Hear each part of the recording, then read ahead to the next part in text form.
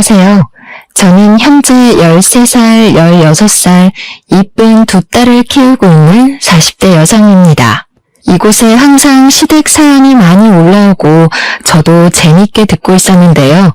이렇게 사연을 보내게 된 이유는 바로 제 올케 때문이에요.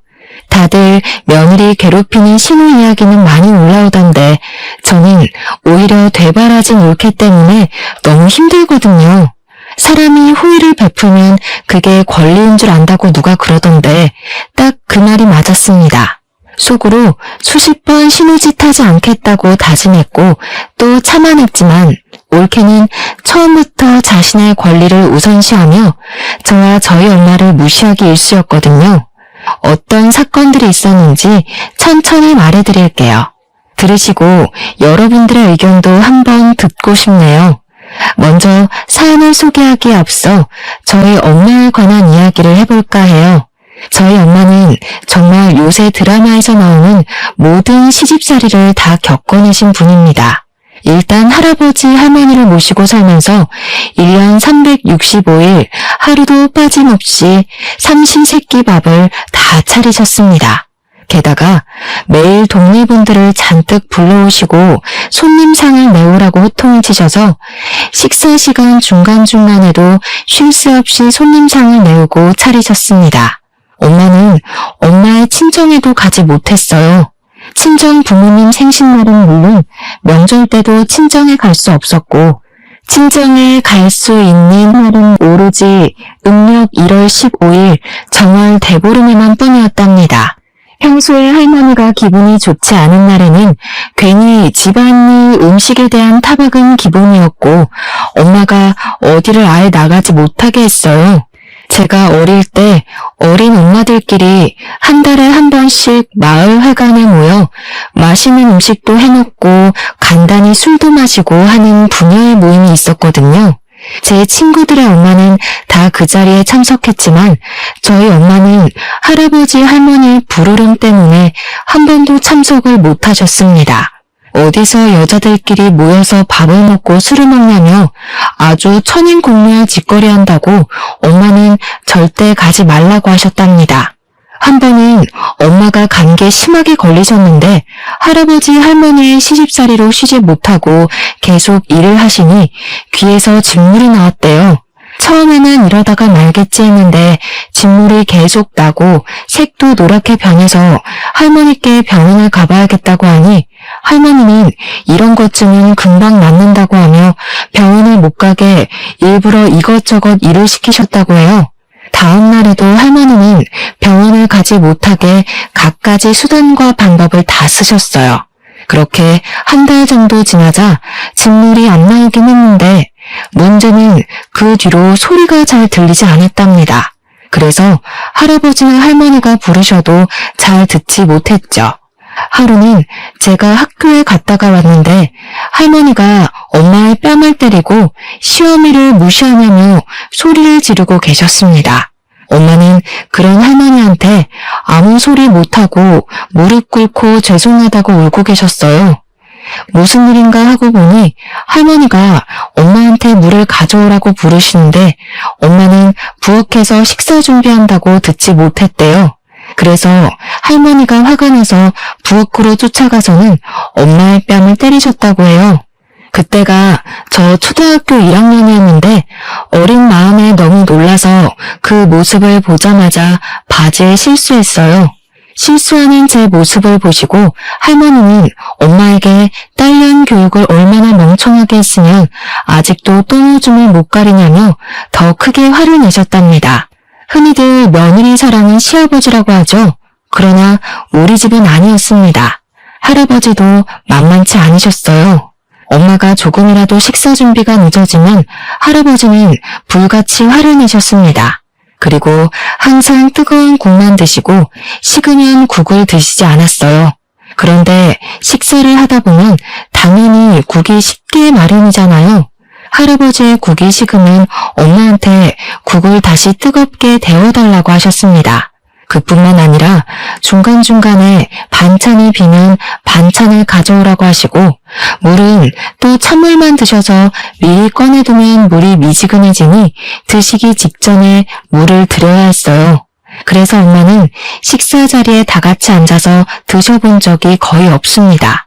다들 드시고 나서 이제 엄마가 밥을 제대로 한술 뜨시면 이번에는 과일을 내오라고 하시는 통에 엄마는 항상 3분이면 식사를 다 마치셨답니다. 또 제사를 목숨보다도 더 귀하게 여기셔서 무슨 일이 있어도 제사는 반드시 지내야 했죠.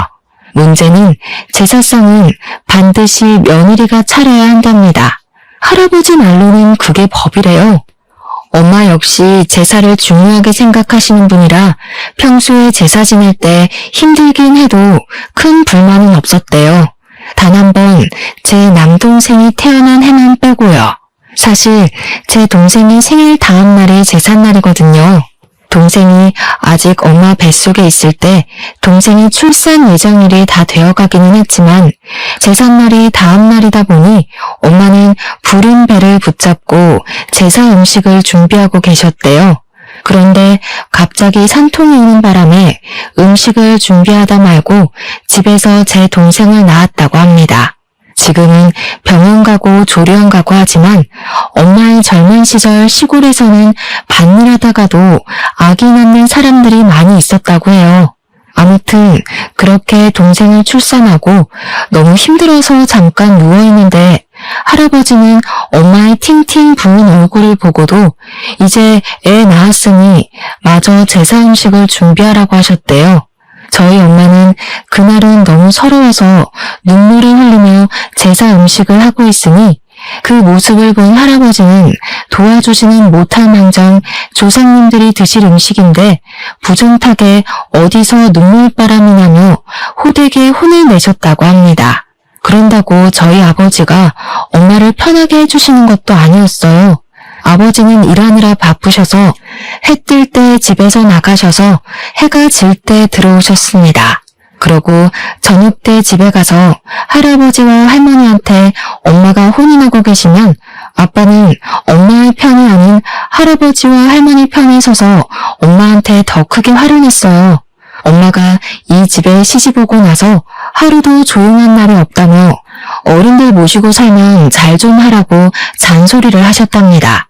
저와 남동생이 어릴 때는 그런 아버지와 엄마를 보며 할 수 있는 것이 없어서 가만히 있었지만 우리가 커가면서 이건 아니다 싶어서 할아버지 할머니께 그러지 말라고도 하고 아버지한테 화를 내기도 했어요. 그래서 엄마의 시집살이는 점점 줄기는 했지만 그럼 뭐해요? 이미 엄마의 청춘이 다 시집살이로 멍들었는걸요. 정말 제가 본 엄마의 시집살이를 책으로 낸다면 과사전이 100권은 나올 정도입니다. 이렇게 심하게 시집살이를 겪은 엄마가 남동생이 결혼하며 며느리를 맞이하게 되었어요.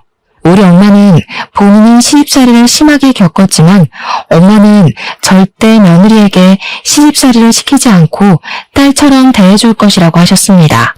그러면서 저에게도 남동생이 사랑해서 결혼하는 사람이니 시무짓 하려고 하지 말고 여동생 생겼다고 생각하며 잘해주라고 하셨어요.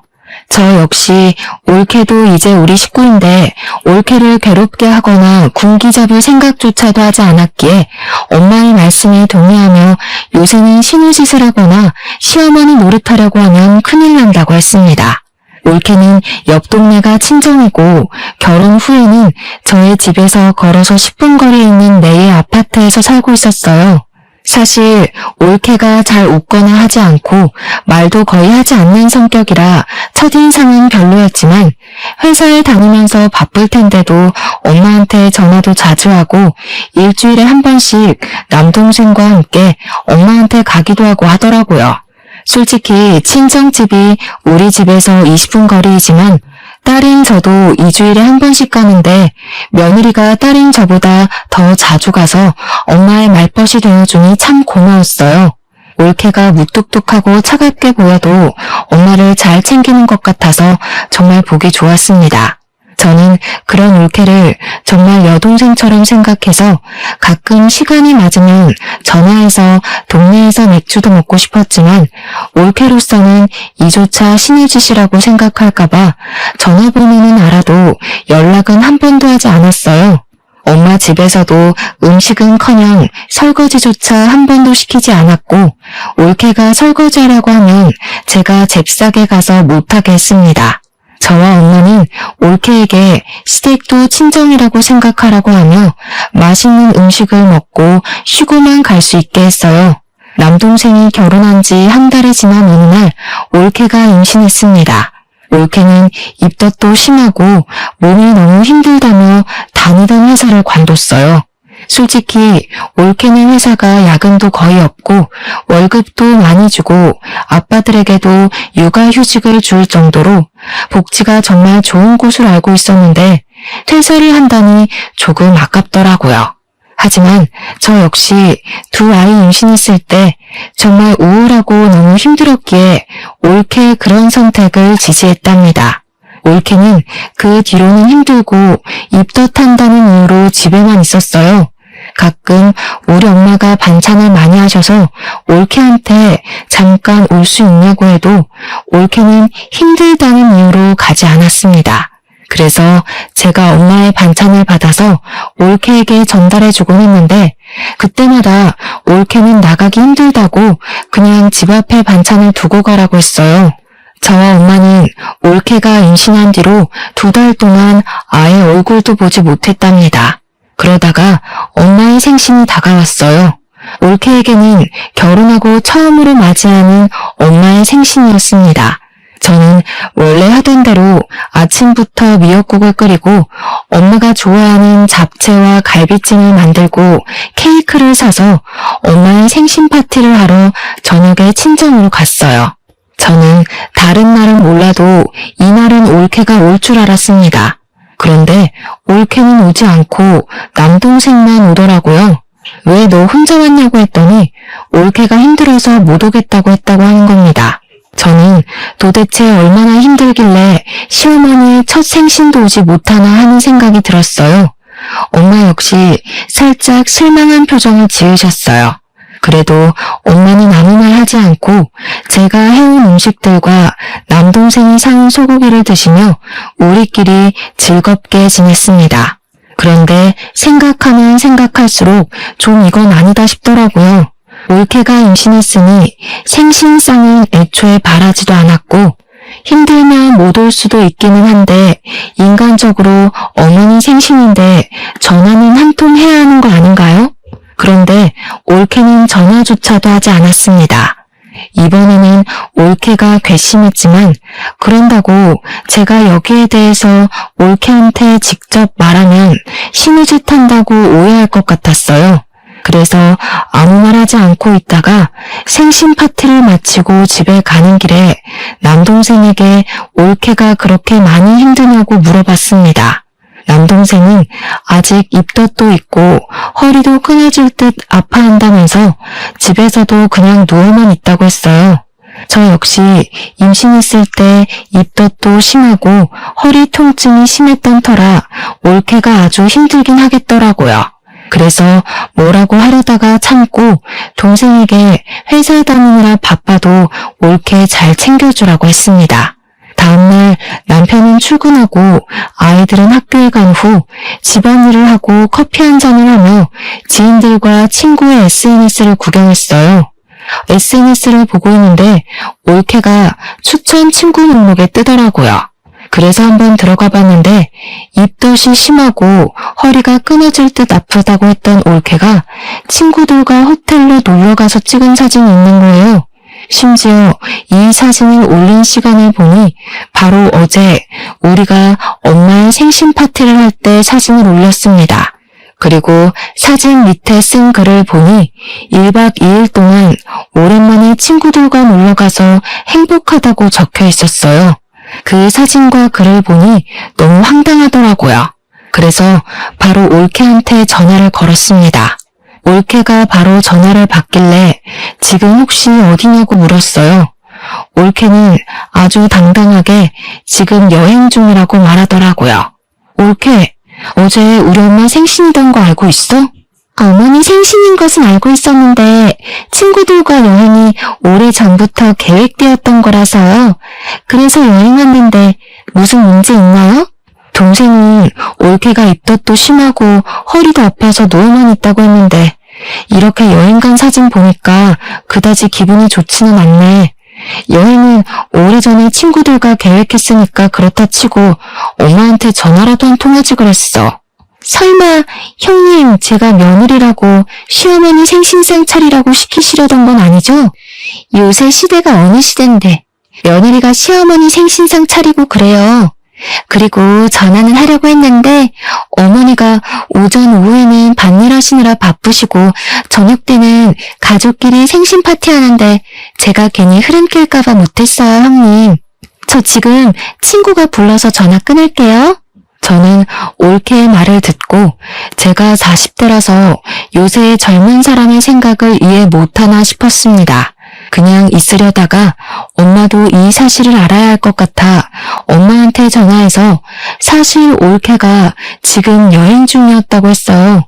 그랬더니 엄마는 그냥 한숨을 쉬시면서 아기 낳으면 이제 자유롭게 어디 가지도 못할 텐데 괜히 이러쿵저러쿵 하지 말고 그냥 조용히 있으라고 하셨습니다. 엄마가 그냥 있으라니 가만히 있기는 했는데 솔직히 올케의 이런 행동이 이해가 전혀 되지 않더라고요. 뭐라고 더 하면 올케가 신우짓을 한다고 생각할까봐 뭐라고 하지도 못하고 그냥 조용히 있었답니다. 그 뒤로도 올케는 집에 거의 오지 않았고 일이 있을 때마다 남동생만 왔어요. 엄마는 임신한 올케가 불편할까봐 전화조차도 올케에게 하지 않았고 무슨 일이 있어도 항상 남동생에게만 전화했습니다. 시간이 흘러 올케가 결혼한 뒤 첫 명절이 다가왔어요. 저는 남편이 출장을 가서 시댁에는 전화만 드리고 가지 않았고 아침에 아이들을 데리고 친정으로 갔습니다. 친정으로 가서 엄마와 차례상을 올릴 음식 재료들을 손질하는데 올케와 남동생이 점심시간에 왔어요. 저는 임신하고 나서 처음 보는 올케가 반가워 이것저것 물어봤습니다. 올케는 아주 당황한 표정을 지으며 그냥 예전보다는 몸이 괜찮아졌다고 했어요. 남동생네 부부도 오고 식사 시간이 되어 밥을 차리는데 올케는 힘들다는 이유로 방에 들어가 있고 남동생만 나와서 저를 도왔습니다. 반찬과 수저는 다 왔고 밥과 국만 풀면 되는 상황에서 제가 올케에게 밥 먹으러 오라고 불렀어요. 올케가 부엌으로 왔는데 아직 밥이 퍼지지 않은 것을 보고 인상을 딱 찌푸리더라고요. 뭐야? 아직 밥도 퍼지지 않았는데 왜 벌써 나오라고 불러요? 설마 저한테 밥 푸라고 나오라고 하신 거예요? 그래, 누나가 너무 빨리 불렀어. 밥까지 다 푸고 부르면 되지. 왜 벌써 불러?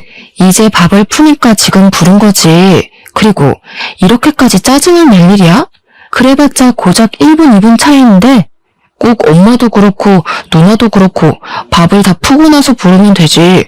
꼭 이렇게 빨리 부른다니까. 지훈아, 내가 미안해. 다음에는 밥 다 푸고 부를게. 일단 자리에 앉아. 저는 올케를 보니 정말 황당하더라고요. 이런 올케의 행동도 어이없는데 더 어이없는 건 제 동생이었습니다. 제 동생은 원래 가정적인 아이가 아니었거든요. 결혼 전 할아버지와 할머니가 남자는 주방에 얼씬도 하면 안 된다고 하시는 통에 남동생은 집에서 숟가락조차도 놓지 않았습니다. 상에 반찬 올리는 것도 밥을 푸는 것도 한 적이 없었어요. 그런 동생이 자기 와이프한테는 아무 말도 하지 않고 그저 하자는 대로만 하고 있었습니다. 밥을 먹는데도 올케가 어이없는 이유로 짜증을 내면 다 받아주고 쩔쩔매는 모습을 보니까 누나로서 정말 꼴보기가 싫더라고요. 밥을 다 먹고 나서도 올케는 힘들다는 이유로 자신이 먹은 그릇조차 치우지 않고 그냥 방에 들어가 버렸습니다. 그 덕에 당연히 저 혼자 설거지를 했네요. 엄마는 이런 막대 먹은 올케에게 과일을 깎아서 방에 가져다 주시고 물도 가져다 주셨습니다. 저는 그런 올케가 얄밉기도 하고 화가 나서 방에 들어가서 뭐라고 하려고 했지만 엄마는 임신 8개월이나 돼서 힘들 텐데 괜히 그러지 말라고 하시며 그냥 푹 쉬게 내버려 두라고 하셨어요. 시어머니는 엄마가 그러자는데 제가 뭐라고 할 수는 없어서 그냥 알겠다고는 했는데 올케는 그날 명절 모든 준비가 마쳐질 때까지 방에서 한 걸음도 나오지 않더라고요. 다음 날이 되었어요. 친척들이 우리 집에 아침 일찍 오시고 차례상을 차리는데 솔직히 설거지나 상 차리는 일은 하지 않더라도 결혼 후 첫 명절인데 친척들한테 인사는 해야 하지 않나요? 친척들이 오셨는데도 올케는 방에서 나오지 않았습니다. 일부러 제가 올케를 크게 불렀는데 남동생은 잠자리가 바뀌어서 어제 잠을 한숨도 자지 못했다며 그냥 쉬게 두라고 하는 거 있죠. 전 그래도 동생의 말을 무시하고 계속 친척들 왔다고 하며 올케를 불렀습니다. 올케는 잠옷을 입고 머리는 부스스해서 나오더라고요. 저는 올케에게 아무리 힘들어도 친척 어른들 오셨으니 인사는 하라고 했더니 마지못해 고개만 까딱하고 다시 들어가라는 겁니다. 참다 못한 제가 임신해서 아무리 힘들어도 시어른들 오셨으니 와서 같이 있으라고 하며 한 소리 했습니다. 저는 친정에서 차례상을 한 번도 차려본 적이 없어요. 그리고 솔직히 말해서 이 차례상이 형님네 조상들을 위한 것이지 제 조상을 위한 것은 아니잖아요. 저는 얼굴 한 번 못 본 조상들인데 제가 이 조상들을 위해 상을 차려야 하나요? 며느리라는 이유로요? 그래, 올케 말이 다 맞기는 하는데 내가 언제 너한테 차례상 차리라고 했어?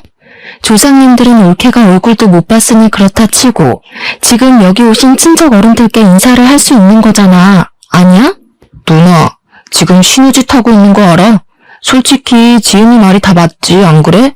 지은이는 솔직히 이 집 핏줄도 아닌데 며느리라는 이유로 굳이 상 차릴 필요 없지. 꼰대같이 왜 그래? 뭐? 꼰대? 지금 나만 이 상황이 이해되지 않는 거니? 솔직히 내가 네 와이프한테 설거지를 시켰니? 음식을 장만하라고 했니? 네 와이프 말대로 내 조상이니까 내가 음식 장만 다 했고 상도 내가 다 차린다고. 그런데 결혼 후 첫 명절이고 친척들은 결혼식 이후 처음 뵙는 자리인데 방에서 나와보지도 않고 저러고 있는 게 말이 돼? 아유, 희진아, 그만해라. 지은이도 임신하고 했는데 힘들겠지 뭐. 그냥 지은이는 들어가서 쉬고 우리끼리 하자꾸나. 올케는 그냥 방에 들어가 버리고 아버지와 엄마는 친척들에게 지금 임신해서 너무 힘들어서 그러니 이해해달라고 했습니다. 친척들은 부모님께 며느리가 아주 사람 잡겠다며 농담식으로 이야기하시는데 정말 기분이 좋지 않더라고요.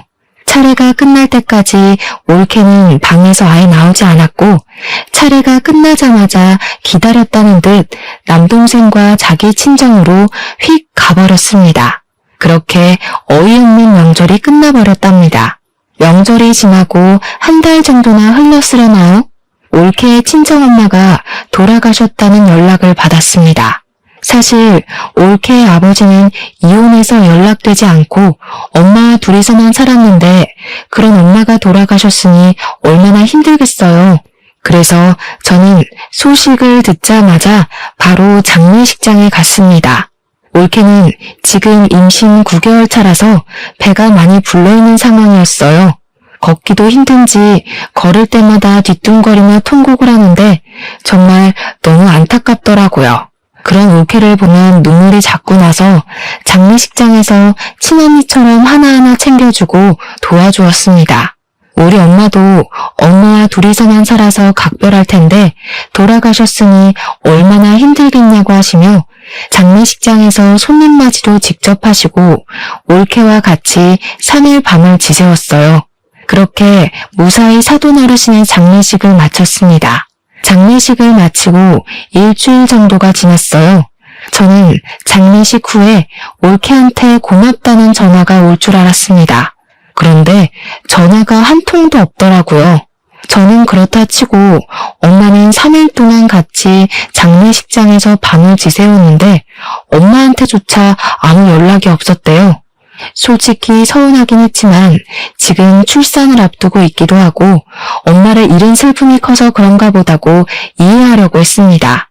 그리고 2주일 정도 후에 조카가 태어났어요. 엄마는 올케의 조려한 태존 아래 올케를 위해 밑반찬과 미역국, 산모들에게 좋은 한약을 준비해 주셨습니다.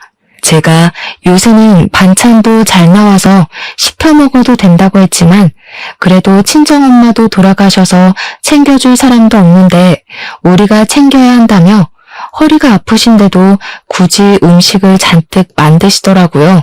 엄마는 밭일 때문에 가지 못하니 저한테 음식들을 올케에게 갖다 주고 시간 되면 올케가 좀 쉴 수 있게 아기도 보고 오라고 했습니다. 솔직히 이전의 올케 행동을 생각하면 하기가 싫었지만 제가 첫째 아이를 낳고 난 직후를 생각해보니 올케가 지금 얼마나 힘들까 하는 생각이 들었어요. 사실 저는 출산 직후 너무 힘들었거든요. 잠도 못 자고 밥도 제대로 못 먹고 밖에 나가지도 못하니 정말 사람이 이래서 정신을 놓고 미치는구나 하는 생각이 들 정도였습니다. 아기 분유 주다가 울고 자다가 울고 그냥 온종일 눈물만 흘렸는데 그때 그래도 엄마가 도와주셔서 잘 극복했던 것 같아요. 그런데 올케는 그렇게 도움을 주실 엄마도 없으니 얼마나 힘들까 하는 생각에 올케가 미운 마음은 일단 접어두고 엄마에게 반찬과 한약을 받아서 올케 집으로 갔습니다. 집에 가서 배를 누르려다가 조카가 잘 수도 있을 것 같아서 조심스럽게 문을 두드렸어요. 한 번, 두 번 두드리는데 나오지 않더라고요. 세 번째 두드릴 때 올케가 나왔는데 제가 문을 두드리는 바람에 조카가 잠에서 깼다고 짜증을 엄청 냈습니다. 물론 아기가 이제 막 잠들었는데 깨면 짜증이 나기는 하지만 아무리 그래도 그렇지 이렇게까지 화를 내나 싶었어요. 진짜 욕이 목구멍까지 올라왔지만 지금 정말 예민할 때라는 것을 저도 잘 알고 있기에 일단 올케한테 미안하다고 한 후 엄마가 챙겨준 반찬과 한약을 건넸습니다. 올케는 밥도 잘 먹지 못하는데 웬 반찬이고 한약이냐며 저한테 신경질적으로 말했어요.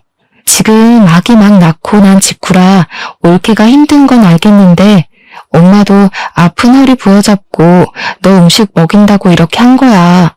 네가 엄마의 성의를 이렇게 무시하는 건 정말 아닌 것 같은데? 이 된장 냄새. 개도 안 먹겠다. 우리 집 깨끗한데 더러운 냄새 퍼지잖아요. 그러게 왜 쓸데없는 짓을 해서 사람 스트레스 받게 해요? 그냥 다 갖다 버리든가 해야지. 야, 너 진짜 너무한 거 아니니? 우리 엄마는 너를 진짜 딸처럼 생각했어. 정말 설거지, 음식 한 번 시킨 적도 없고 바란 적도 없었어. 이 음식들도 난 반찬 시켜 먹어도 되니 굳이 할 필요 없다고 했는데 엄마는 친정엄마도 돌아가셔서 챙겨줄 사람이 없으니 우리가 챙겨야 한다며 굳이 음식을 만드신 거야. 그런데 너는 지금 말하는 꼬락서니가 이게 뭐야? 진짜 보자 하니까 너무하네. 꼬락서니요? 와, 진짜 이렇게 신우짓 하고 싶어서 그동안 어떻게 참으셨대요? 설거지요? 며느리는 꼭 설거지 다 해야 해요? 아니 솔직히 우리는 남인데 설거지며 음식이며 그게 웬 말이에요? 신우짓? 그리고 우리가 남이라고? 정말 넌 그렇게 생각해? 너와 내 남동생이 결혼했어도 남남이라고?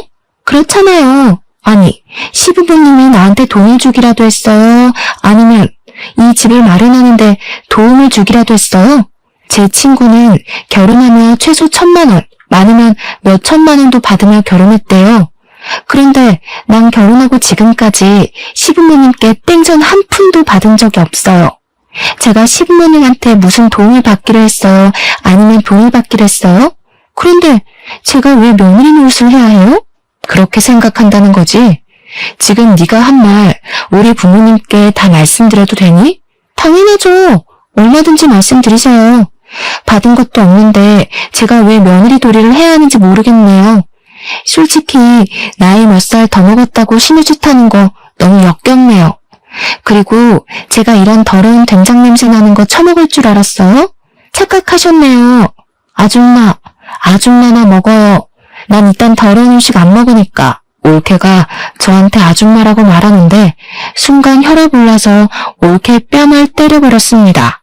우리 엄마가 허리 아프신데도 불구하고 올케 먹여야 한다고 새벽부터 이 음식들을 만드셨거든요. 올케는 엄마의 그런 고생을 생각하기는커녕 더럽다고 갖다 버린다는데 정말 그야말로 화나더라고요.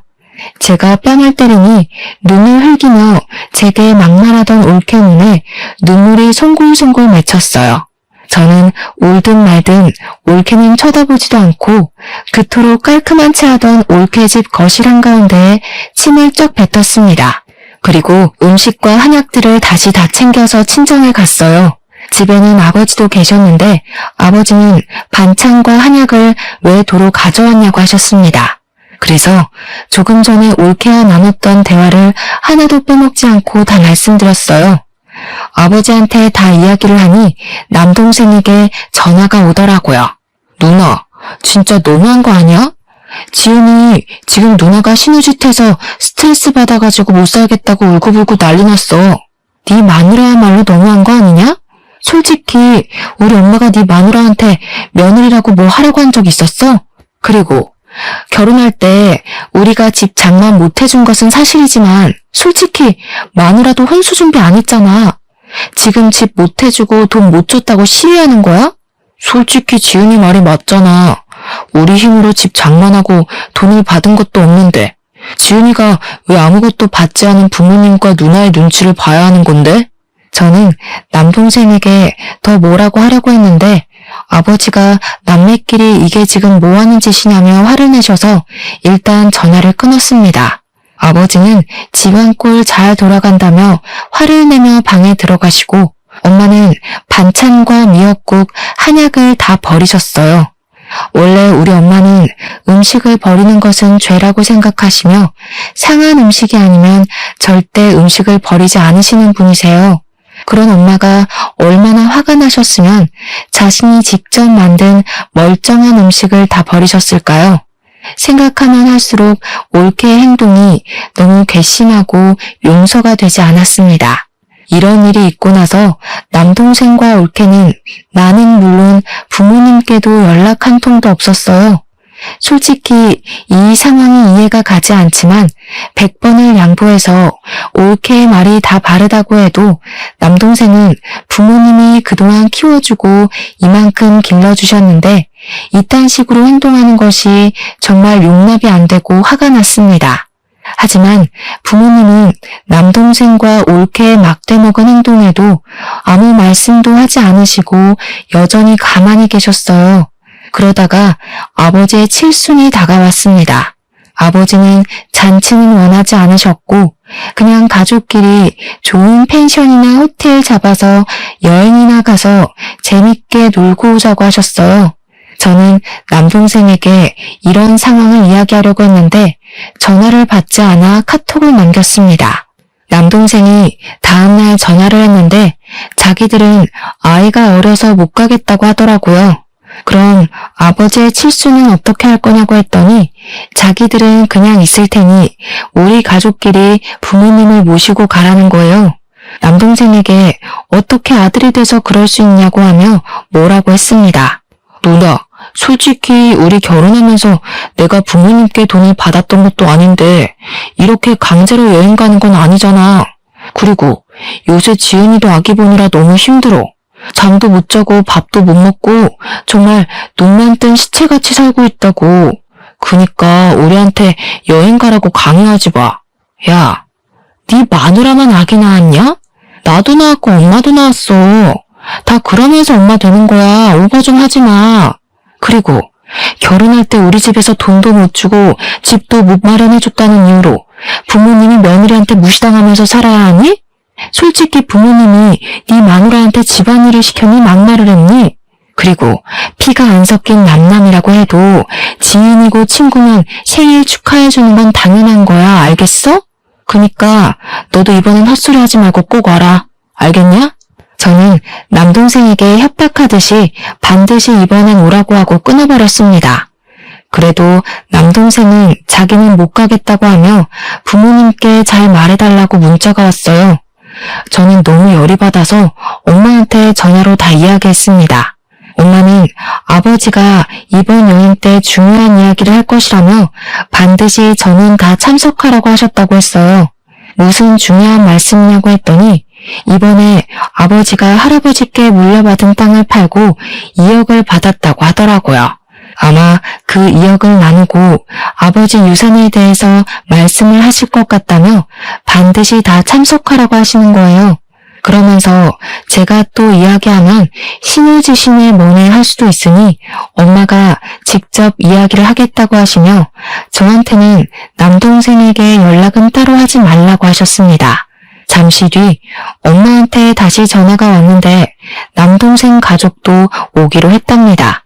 여행 장소는 조카가 아직 너무 어려서 멀리는 못 가고 여기서 1시간 거리의 바닷가로 정했고 날짜는 남동생의 일정에 맞춰서 아버지의 생신이 지나고 가기로 했어요. 아버지는 생신 때 제주도로 가고 싶으신 것 같았는데 아버지 뜻대로 하지 못하고 남동생의 눈치를 봐야 하는 이 상황이 짜증이 나더라고요. 일주일 정도가 지나 아버지의 생신날이 되었습니다. 사실 전날에 남동생과 올케에게 내일 아버지의 생신이니 저녁 때 부모님 집으로 오라고 했어요. 저는 아침 일찍부터 가서 엄마와 아버지의 생신상을 준비했습니다. 아버지가 좋아하시는 회를 떠오고 매운탕도 끓이고 미역국도 끓였어요. 저녁 시간이 되어 남편도 퇴근하고 친정으로 오고 아이들도 학교 다녀와서 다 같이 저녁 식사를 하려는데 남동생과 올케는 연락도 없고 오지도 않았습니다. 아버지는 그냥 내버려두라며 우리끼리 맛있게 먹자고 해서 우리 가족끼리 아버지의 생신을 축하하며 먹고 끝났어요. 그리고 칠순 여행을 하는 날이 되었습니다. 원래는 11시까지 식당 앞에 모여서 다 같이 점심을 먹은 후 바닷가를 구경하고 펜션으로 들어가기로 했는데 남동생과 올케네가 11시가 되어도 식당 앞에 나타나지 않고 전화도 받지 않았습니다. 12시가 되자 그제야 나타났어요. 왜 이렇게 늦었냐고 물어보니 늦잠을 잤다고 하더라고요. 그런 남동생 부부를 보니 짜증이 났지만 어린 아기와 이동하려면 준비할 것이 정말 많다는 것을 잘 알기에 그냥 조용히 있었습니다. 밥을 먹고 바닷가를 구경하는데 정말 올케는 인상을 팍 쓰며 구시렁거리기만 했어요. 정말 중3인 우리 큰딸보다 더 많이 불평불만을 하더라고요. 솔직히 자기네들 일정에 맞춰서 날짜도 잡고 장소도 잡았는데 고마움은커녕 짜증만 내니 저도 슬슬 화가 났습니다. 뭐라고 하려고 했지만 아버지가 그냥 조용히 있으라고 하셔서 가만히 있었네요. 장을 보고 펜션에 들어가 고기를 구워 먹는데 남동생네 부부는 아무것도 하지 않고 방에 들어가서 쉬고 있었습니다.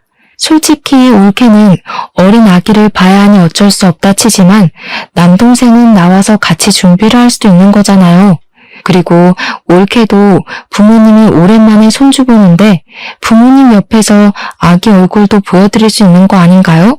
부모님은 손주 얼굴 보고 싶으신데 올케가 방문을 닫고 들어가 버리니 보지도 못하고 그냥 거실에 앉아 계시는데 참 할 말은 많았지만 꾹 참고 가만히 있었습니다.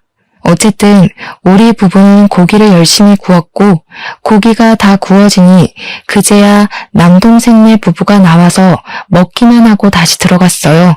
원래는 다 같이 고기를 먹으며 술도 한잔하려고 했지만 남동생네 부부가 저런 식으로 나오니 술맛도 나지 않더라고요. 그래서 술은 먹지 않고 고기만 먹고 저와 남편 둘이서 먹은 것을 다 치웠습니다. 정리하고 쉬고 있는데 아버지가 할 말이 있다고 하며 남동생네 부부더러 나오라고 하셨어요. 이번에 내 앞으로 있던 땅을 처분해서 2억의 현금이 생겼다.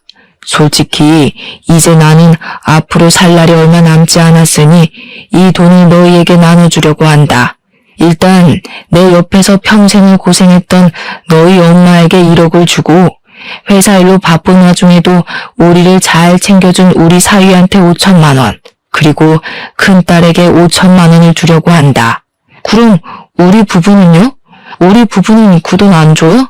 대단하신 네 아내분께서 우리는 핏줄 하나도 섞이지 않은 남이라고 하지 않았니? 내가 자선사업가도 아니고 남한테 왜 내 돈을 줘야 하지? 그리고 너희는 몰랐겠지만 내 앞으로 있는 땅이 좀 된다. 내가 죽으면 그 땅의 50%는 너희 엄마한테 줄 거고 남은 50%는 큰딸과 사위 것이다. 경진이네 부부에게는 내 유산 10원도 내줄 수 없으니 그리 알아라. 아버지, 너무하신 거 아니에요? 어떻게 이 집 아들한테 재산을 하나도 안 물려줄 수가 있어요? 그러다 돌아가시면 제가 아버지 제사 안 차려도 돼요? 며느님, 저는 우리 며느님께 제사밥 얻어먹을 생각 추호도 없습니다. 나와는 핏줄 하나도 섞이지 않은 며느님 제사상을 어찌 받는단 말입니까? 그러니 저한테 유산을 받으려는 생각 꿈에도 하지 마세요. 아시겠습니까?